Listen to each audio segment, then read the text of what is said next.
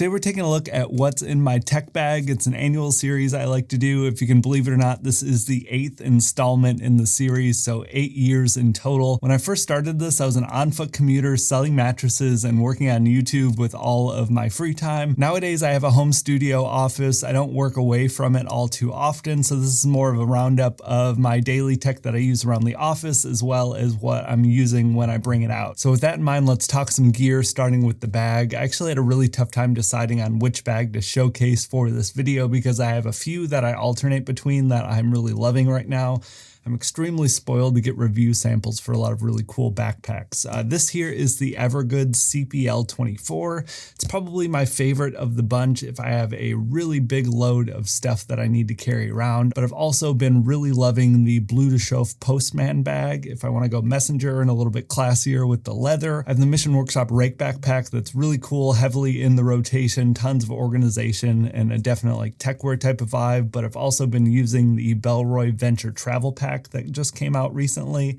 A really great kind of hybrid bag for travel use or everyday use. It's absolutely unnecessary and overkill to have that many bags. Like I said, I'm just spoiled because I get to review all of these cool options and have a really tough time deciding on which one is the best for everything. No surprises here with my EDC stuff. If you watch those videos, I tend to do seasonal updates. I've got the Loyal Strickland Johnny Slim wallet.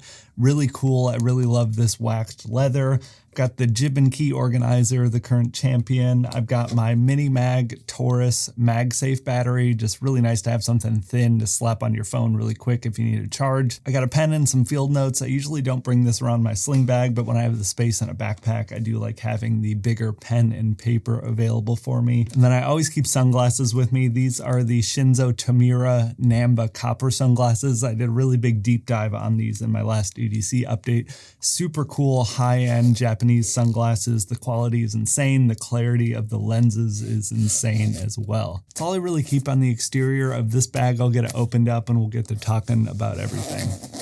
Got everything unloaded, got a ton of fun stuff to talk about. If you remember last year, I had some quite old legacy tech that I was talking about needing to replace. This was a huge year of tech upgrades for me. It tends to happen in cycles, and this just happens to be a really fun year with a bunch of changes and additions to the setup. First up being a brand new water bottle from LARQ. LARQ was kind enough to sponsor this week's video as well, so a huge thank you to them, but I am extremely excited to introduce you to the brand new bottle from them. This is the LARQ bottle PureVis 2. You all know I've been a huge fan of LARQ for a number of years now, both with their water bottles and even their pitcher for home use that's still in my fridge and being used daily by my wife and I. The new LARQ bottle PureVis 2 is the world's first self-cleaning water bottle and water purification system all in one. They took the UVC technology from the original PureVis with the LARQ bottle filtered, adding a physical filter and the really great form factor of the newest swig top bottle, and combined them all into one great option here. So it has a 2-stage filtration system. It uses their PureVis UVC technology that kills 99.99% of biocontaminants like E. coli, salmonella, viruses,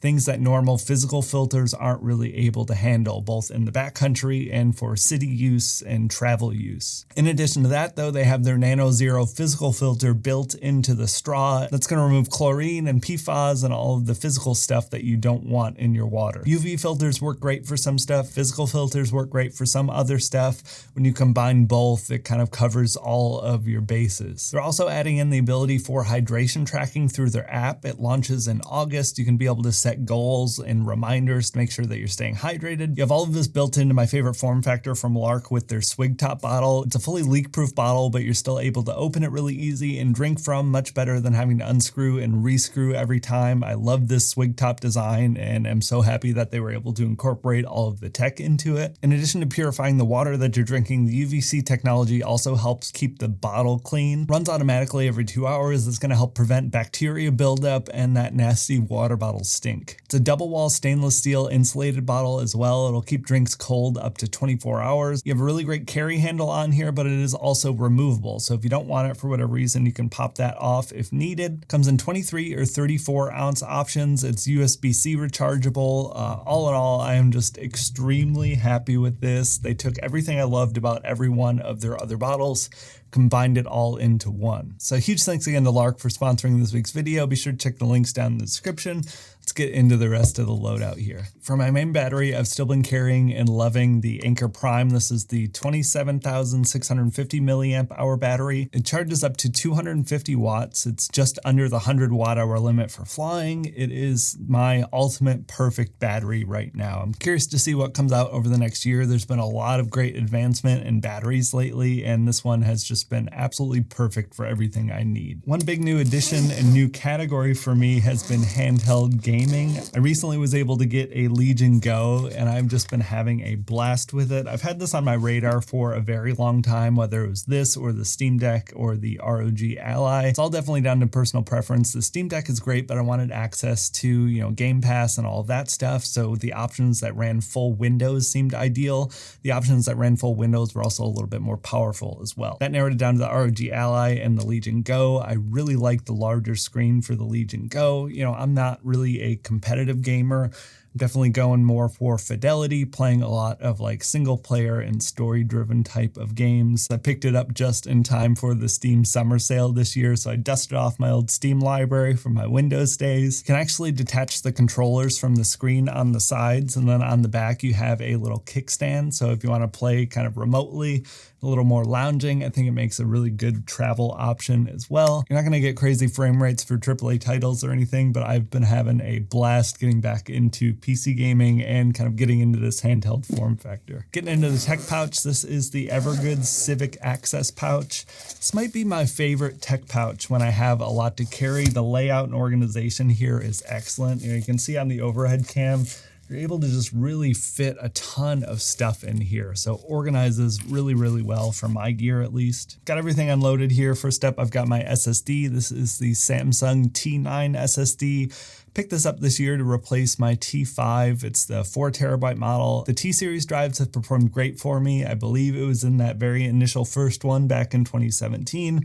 Been using them for years. They've held up great. You might be able to get better speeds with like an M.2 and an enclosure. If you want to run it that way through Thunderbolt, there just aren't really a lot of Thunderbolt external drives that work well with Mac. I'm looking into some other options, but I haven't really been stressed about it because this thing has been performing exactly how I need it to. For headphones, I'm realizing I forgot my AirPods Pro on the counter out in the kitchen as I'm recording this, because I use those around the house as well.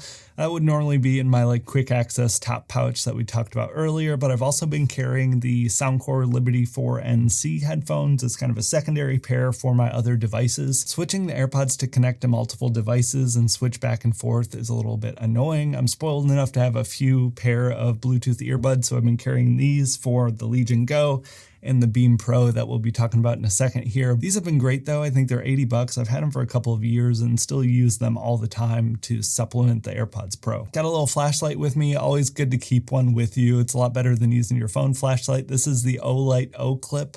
Probably my favorite of the tiny flashlights. I'll carry something a little bit bigger and more substantial for a normal EDC, but this thing is just so tiny. It's easy to throw into your tech pouch and you have it when you need it. It's magnetic. It's got a clip on here so you can even clip it to your shirt. It's just tiny and effective and cheap.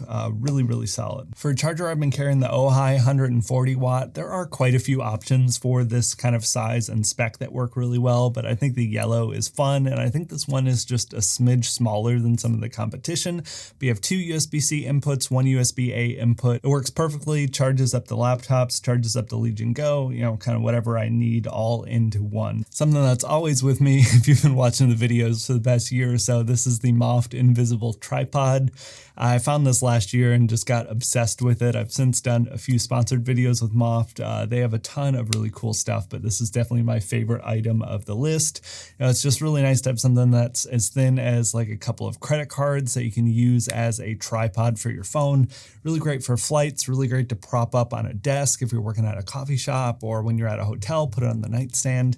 Just tons of versatility for what you can do with this. Really great for like video calls too, if you got Zoom meetings or anything like that. For cables, I got a few favorites that are usually with me. First up is the little InCharge X. I'll bring this or the XL, longer version of it, just because I have some legacy micro USB items and I still have my Lightning iPhone.